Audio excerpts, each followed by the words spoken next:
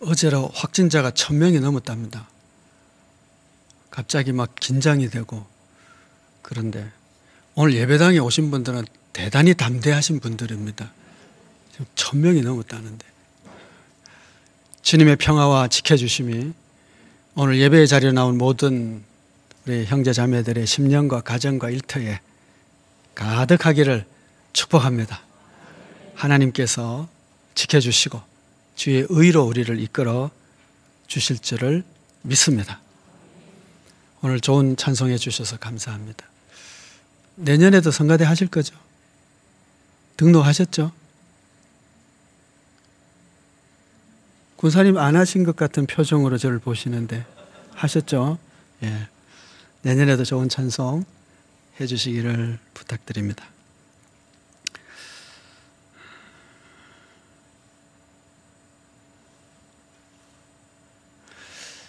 저희 교회가 속한 노회가 부산노회라고 있는데 제가 이 부산노회의 재판국장을 한 3년을 했어요.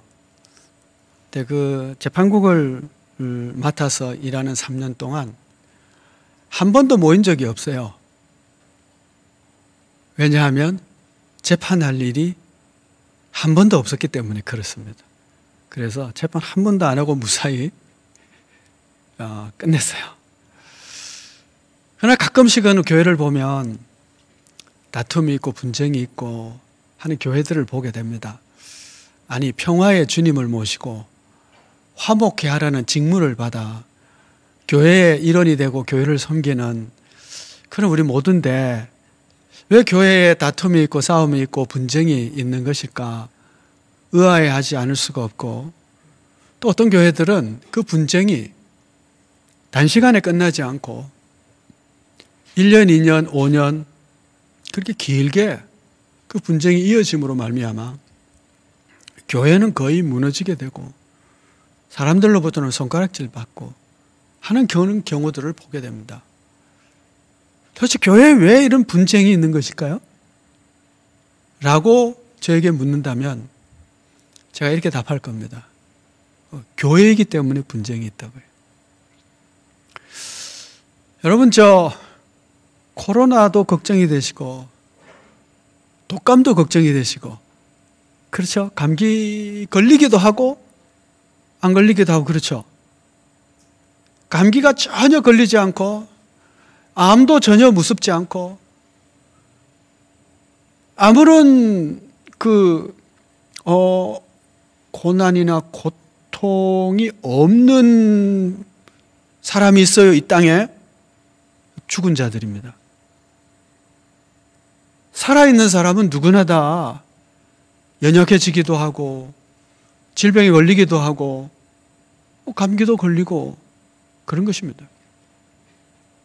요한계시록에 의하면 교회가 7교회들을 이렇게 보시면 그 교회들 가운데는 칭찬받는 교회도 있고 성장하는 교회도 있고 연약한 교회도 있고 심지어 죽은 교회도 있어요. 살았다는 이름은 있지만 실상은 너희가 죽었다 라고 하는 교회도 있거든요. 그러니까 겉모습하고 다르게 죽은 교회도 있대요. 죽었으니까 그 교회는 다툼이 없을지 모르겠어요. 교회는 유기체고 살아있는 교회이기 때문에 이 땅에 있는 동안은 갈등도 있고 다툼도 있고 연약해지기도 하고 시험에 들리기도 하고 그렇습니다. 문제는 뭐냐 하면 빨리 끝내야죠. 감기 걸려서 1년 12달 누워있으면 안 되잖아, 그렇죠? 감기 걸려서 3년 5년씩 감기 걸려 있으면 그 어떻게 사람으로서의 직무를 감당할 수 있겠습니까?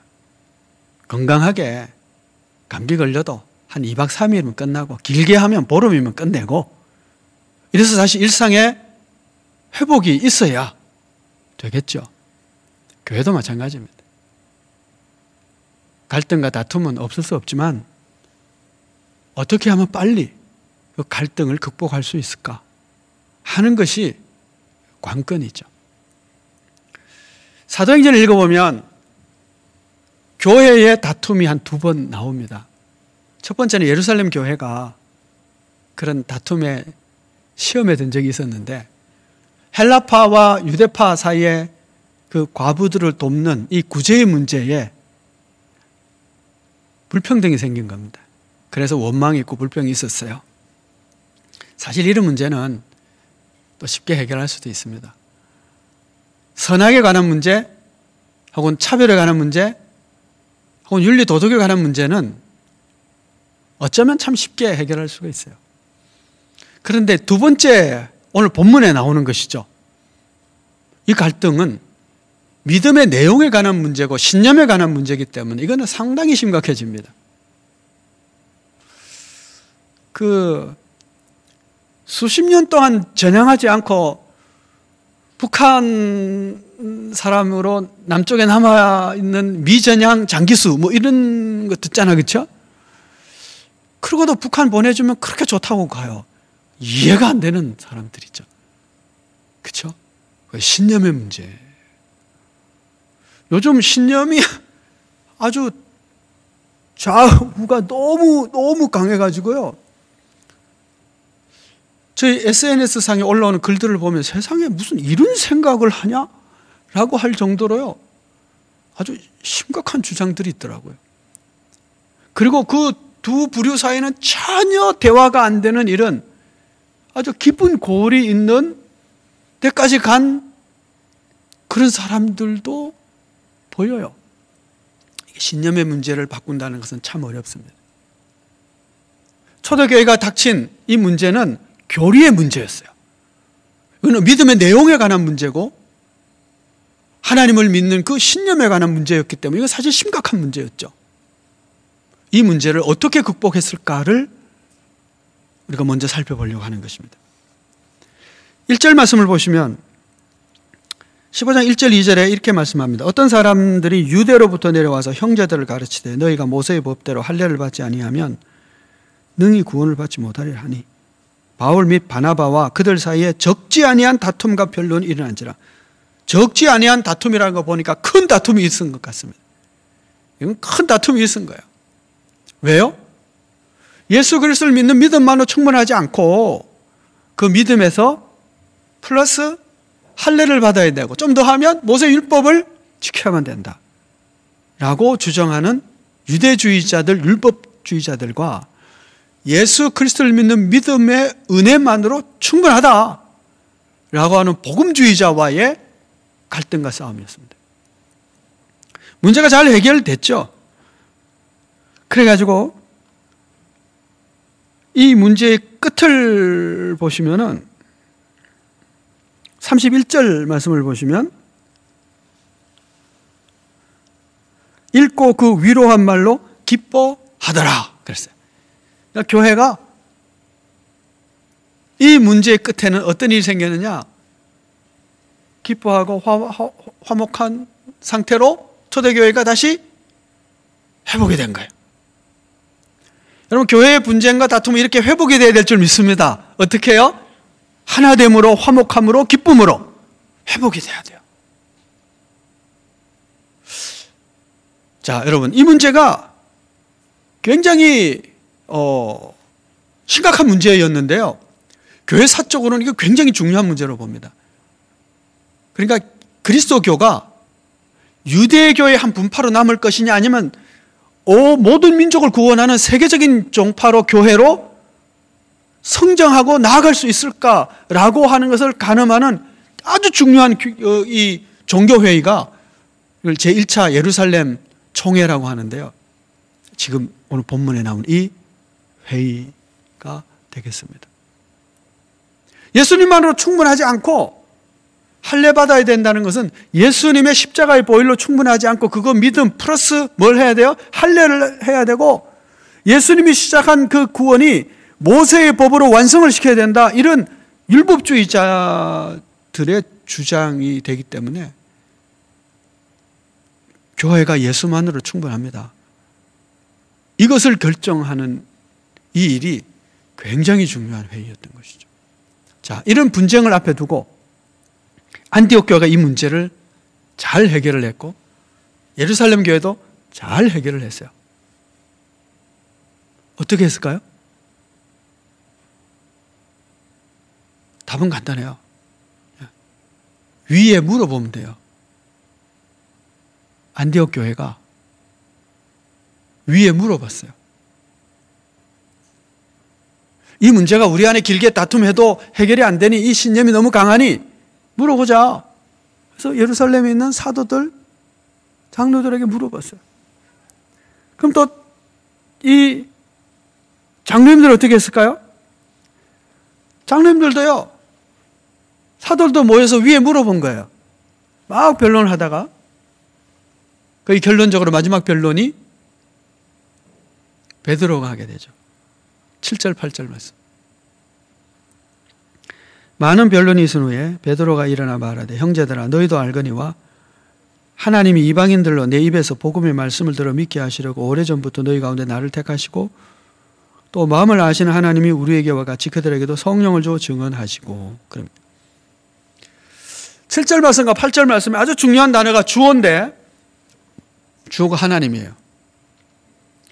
하나님이 이방인들로 내 입에서 복음의 말씀을 들어 믿게 하시려고, 하나님이 믿게 하시려고. 8절 말씀, 하나님이 우리에게와 같이 그들에게도 성령을 주셨다.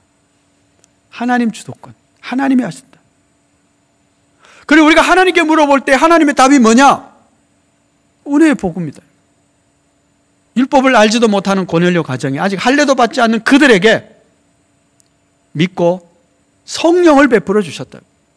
그 우리가 똑같지 않느냐? 할례 받기 전에 이미 똑같은데 왜 우리도 매지 못하는 그 율법의 짐을 왜 형제들에게 지우게 하느냐? 할례 받기 전에 이미 그들은 구원받고 성령 받았는데 충분하지 않냐? 그것으로 답을 내린 거예요. 자, 여러분, 갈등과 다툼이 있을 때 위에 물어보시기 바랍니다. 그런데 조건이 있어요. 위에 물어볼 때는 윗분의 말을 순종하겠습니다 라고 하는 것이 전제돼야 돼요. 자, 형제 둘이서 가족 캠핑을 가는데 다툼이 생긴 거예요. 한 사람은 산으로 가자고 한 사람은 바다로 가자 했어요. 여기 해결 기미가 없어요. 그래서 형제들이 야 그러면 우리 이러지 말고 아버지께 물어보고 우리 아버지 가자는 대로 가자. 이래가지고 아버지께 물어봤어요. 아버지가 바다로 가자 이렇게 된 거예요. 그런데 산에 가자고 주장한 사람이 말을 안 들어.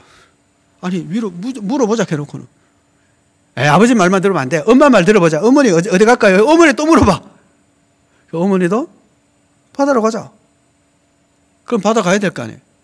그래도 아니 애들한테 또 물어봐야 돼. 그래도 애들한테 물어보는 거예요. 이 무슨 얘기예요? 자기 뜻이 관철될 때까지 끝까지 하겠다는 거예요. 그건 위에 물어보는 태도가 아니죠. 가족 안에는 그럴 수 있어요.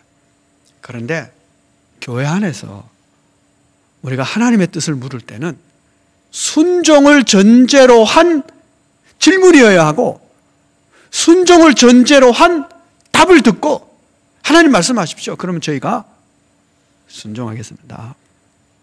이렇게 해야 된다. 여러분 어떠세요?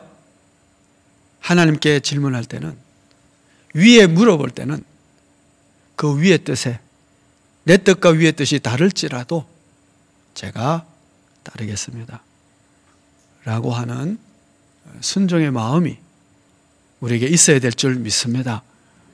그때에 그리스도 예수 안에서 그 뜻 안에서 우리가 하나가 될 수 있는 겁니다. 교회 분쟁이 총에서 여러 분쟁하는 교회들을 보다 보니까 어떤 교회는 3년, 5년, 7년 지긋지긋하게 싸우더라고요. 분쟁을 해결하자고 노예 재판국에 내요. 마음에 안 들어. 총회 재판국에 내요. 그래도 마음에 안 들어. 그 다음에 재심 청구해요. 재심에도 결론 내는데 마음에 안 들어. 그 다음에 어떻게 할까요? 사회법에 또 지방법원에 또 내요. 그래도 마음에 안 들어. 그 다음에는 고등법원에 내요. 그래도 결론이 제대로 자기 마음대로 안 되니까 대법원 내요. 그럼 몇 년 지나갈까요? 거의 7년에서 10년 지나갑니다. 그 사이 교회는 어떻게 될까요? 망하죠. 왜요? 반드시 내 뜻대로 되어진다라고 하는 이 고집 때문에. 하나님께서 명하시면 제가 순종하겠습니다. 제가 위에 질문하고 위에서 답을 내면 하나님의 뜻으로 알고 순종하겠습니다 하는 태도가 없는 거예요. 끝까지 내 주장을 하는 거죠. 그래서 다툼이 있는 거예요. 여러분, 우리는 하나님께 질문하는, 그리고 하나님께서 이게 재판 문제하고 교리 문제는 좀 다른 거예요. 재판은 그럴 수 있어요.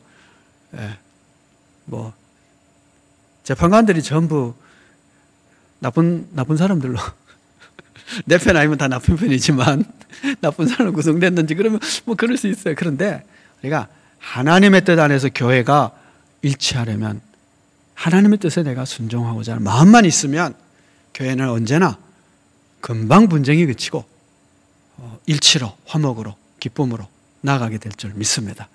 그래서 순종의 마음이 가장 중요하죠. 자, 두 번째 우리가 살펴보려고 하는 것은 이 바울과 바나바가 안디옥 교회 파송을 받아서 예루살렘으로 이제 지리설을 가지고 가는 거예요. 가면서 여기 뭐 몇 시간 만에 갈 수 있는 거리가 아니니까 여러 날을 거쳐서 가면서 중간중간에 교회들을 방문하게 되죠. 그 곳곳마다 형제들이 있으니까 그곳에서 이방인들이 예수 믿고 돌아온 이야기들을 합니다. 그러자 3절 말씀을 보시면 그들이 교회 전송을 받고 베니게와 사마리아로 다니며 이방인들이 주께 돌아온 일을 말하며 형제들 다 크게 기쁘게 하더라. 그래요. 이방인들이 돌아온 이야기를 들으면서 교회들이 다 기쁨을 갖게 되었어요. 야, 그런 일이 있었냐? 어디서도 예수 믿게 됐다고? 그 헬라인이 예수 믿게 됐다고? 그들이 예수 믿고 하나님께 돌아왔다고? 구원받은 이야기를 들을 때 교회가 기뻐하게 되었어요. 여러분, 교회가 참으로 기뻐하는 것은 이런 구원받은 영혼들이 돌아오는 간증을 들을 때, 그런 일들이 생길 때, 그런 열매가 있을 때 교회는 가장 크게 기뻐하고 기뻐할 수 있는 줄 믿습니다. 천국 잔치가 언제 일어나요? 예수님께서 비유해 주셨잖아요.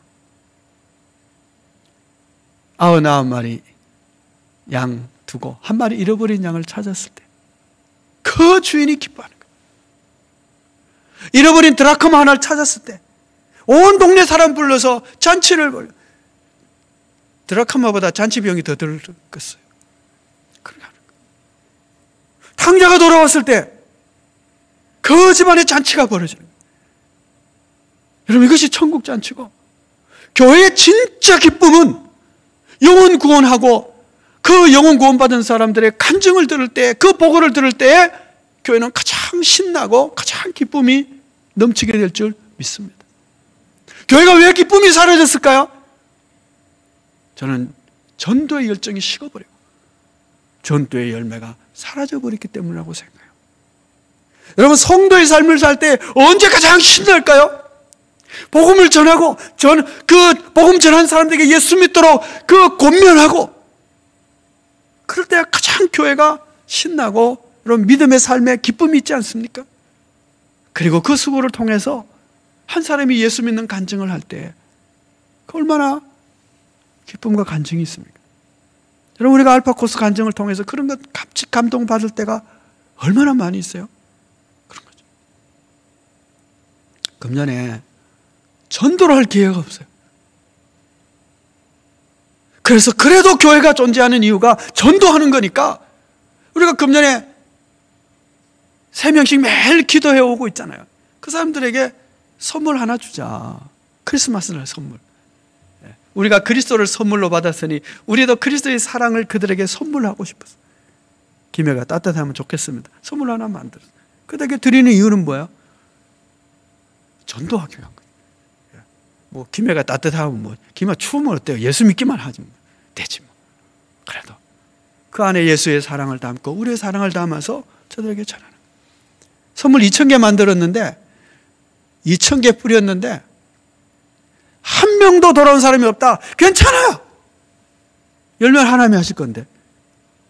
그러나 전도할 때 우리가 힘을 얻고 전도할 때 기쁨이 있고 그리고 그들이 돌아온 소식을 금년 아니면 내년, 내년 아니면 후내년 아니면 10년 뒤에도 그 간증을 들었을 때 우리가 다시 기뻐하게 될 줄 믿습니다. 금년에 전도하기 힘들어서 전국 교회가 같이 지금 광고 전도 버스에다가 우리 버스 우리 차량에도 다 붙였어요. 혹시라도 누가 지나가다가 그거 보고 야 나도 예수 한번 믿어볼까 하는 마음이 생기면 얼마나 좋겠는가. 전국 교회가 동시에 한번 해보자. 사는 거거든요. 이렇게라도 교회가 전도를 해서 움직일 때에 기쁨이 회복되어지고 교회가 열정을 다시 살릴 수 있을 줄 믿습니다. 여러분, 교회는요 전도하기 위해서 세워진 거예요. 예배당은요 예배드림과 동시에 전도하려고 이 건물 만든 거예요. 열심히 돈 벌어서 영혼 구원하고 하나님 일 하자고 좋은 돈 버는 거예요. 그렇지 않습니까? 우리가 복음 전도의 열매로 구원받은 영혼들로 인해서 기뻐할 수 있는 교회, 기쁨이 회복되어지는 교회 되기를 소원합니다. 예루살렘에 올라가서 사도들과 이제 제자들이, 장로들이 이제 큰 변론이 있게 됩니다. 6절 말씀을 보시면 사도와 장로들이 이 일을 의논하러 모여 많은 변론이 있은 후에 여기서 여전히 많은 변론이 있었어요. 많은 변론. 그리고는 이제 마지막으로 사도 베드로가 자신의 그 간증과 더불어 하나님의 뜻을 전합니다. 11절 말씀이죠. 결론인데 그러나 우리는 그들이 우리와 동일하게 주 예수의 은혜로 구원받는 줄을 믿노라. 아멘. 결론은 은혜로 구원받는다는 것을 내가 믿는다. 이게 결론이에요. 은혜의 복음입니다. 오직 주 예수의 은혜로 구원받는 도리, 이것이 교회가 결정적으로 내린 첫 번째 교회 회의의 결론이고 너무너무 중요한 결론을 내린 것이죠. 은혜의 구원입니다. 자, 여러분, 우리가 구원을 얘기할 때 이제 은혜의 구원입니다. 은혜의 구원, 은혜로 구원받는 거예요. 은혜가 구원의 전부라는 거예요. 자, 그런데 이 구원을 우리가 다시 한번 생각을 해봅니다. 구원은 뭐냐? 우리 출애굽기를 통해서 출애굽하는 그 스토리를 통해서 우리가 구원을 배워요. 구원이 뭐냐? 단지 노예 상태에서 자유인이 되는 것뿐만 아니고, 그렇죠? 예. 그것만 전부가 아니에요. 출애굽기는 유월절 사건으로만 끝나지 않아요. 그 다음에 뭐가 있죠? 그 다음에 하나님의 백성으로 우리가 하나님을 섬기고 하나님이 우리 하나님이 되시고 하는 서약을 맺고 홍해 바다를 건너고 그리고 광야의 험악한 길을 건너서 시내산에서 율법을 받고 그리고 하나님께서 우리와 함께 가셔야 됩니다 라고 하니까 하나님이 너희들 가운데 우리 가운데 있으려면 하나님이 계실 처소를 마련해야 되니까 뭘 해요? 성막을 만드는 거죠. 거기까지가 출애굽기 얘기예요. 물론 그 뒤에 계속 이어져야 됩니다. 레위기에서 그럼 하나님이 그 성막에 오시면 우리가 하나님을 어떻게 배웠고 하나님 우리 가운데 계실 때 우리가 어떻게 살아야 됩니까? 이제 성막이라는 하드웨어가 만들어지니까 레위기에서는 하드웨어에서 어떻게 해야 되냐 소프트웨어를 말씀하신 것이 레위기죠. 그리고 그거 모시고 이제 드디어 돌격 앞으로 해서 나아가는 군대 이야기가 민수기죠. 40년 끝나고 나니까 그 다음에 뭘 합니까? 이제 새로운 세대가 일어났으니까 그동안에 하나님이 주신 율법을 다시 설교하는 게 신명기. 그리고 이제 여호수아 들어가는 것이죠. 그러니까 구원이라고 하는 것이요 단순히 자유케 되는 것만 뜻하지는 않아요.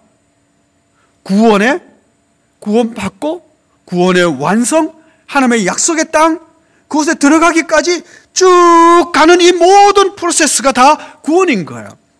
우리가 구원을 받았지만 또 구원을 이루어가는 거예요. 이미 구원을 받고 이미 받은 구원이지만 아직 이루어지지 않은 구원의 완성을 하여 달려가는 것, 그것이 우리 믿음의 삶이고요. 그 모두가 다 구원인 거예요. 자, 그러면 6월절 피로 구원을 받았어요. 그 다음에 뭘 만나요? 홍해 만나죠. 그 다음에 뭘 만나요? 쓴물 만나요. 그 다음에 뭐예요? 양식 떨어져요. 그 다음에 물 떨어져요. 원수 아말렉이 막 쳐들어와요. 쉽지 않은 길을 가는 거예요. 그런데 그 모든 일에 하나님의 은혜가 역사해요. 홍해 건너는 거 지들이 건넜습니까? 하나님이 바다를 갈라주셨잖아요. 쓴물 단물로 변하는 거 하나님이 해주셨어요. 양식 떨어질 때 하나님이 만나를 주셨어요. 물 떨어졌을 때 반석에서 하나님이 물을 내주셨어요. 원수가 쳐들어왔을 때 손을 들고 기도하면 승리할 수 있게 해주셨어요. 시내산에 가니까 하나님이 말씀을 주세요. 성막 하나님이 사양을 딱 주세요. 이렇게 설계해줘서 이렇게 만들어야 된다. 그래야 내가 그거 있을 것이다. 하나님이 해주세요. 여러분, 우리가 구원의 완성을 향하여, 저 천국 향하여 나그네 길을 가는 동안 얼마나 험악한 일들이 많아요. 코로나도 만나고, 감기도 만나고, 암도 만나고, 전쟁도 만나고, 사기꾼도 만나고, 얼마나 여러 가지 어려운 이 광야 같은 세상을 만나게 돼요. 그때마다 바닷물을 갈라주신 분 하나님이고, 쓴물 단물 만드신 하나님이고, 양식 주시는 분 하나님이고, 하나님의 은혜가 역사해서 오늘 여기까지 왔고, 또 하나님의 은혜 역사해서 그 저 천국에 이르기까지 하나님의 은혜의 역사하는 줄 믿습니다. 그런데 이 하나님이 하신 은혜를 알면 감사해요. 그런데 이 광야길을 가는, 이 구원의 길을 가고 있는 인간들이 책을 읽어보면 원망하고 불평하고 길이 험하다고 물이 쓰다고 양식 떨어졌다고 원망하고 불평하고 또 원망하고 불평해요. 우리도 마찬가지예요. 은혜의 복음을 살아가고 있는데 하나님이 오늘도 은혜를 주셔서 우리가 여기까지 왔고, 하나님이 은혜를 주셔서 예배 드릴 수 있고, 하나님이 은혜를 주셔서 건강하고, 하나님의 은혜로 부르시는 날 아멘 할렐루야 하고 천국 갈 거고, 우리가 은혜로 사는 삶이잖아요. 그런데 이 큰 은혜의 하나님의 은총 속에 살아가면서도 눈앞에 있는 것 때문에, 코로나 때문에 불평하고, 뭐 사기당했다고 불평하고 원망하고, 아니, 사기당하는 거야 자기가 잘못했겠지만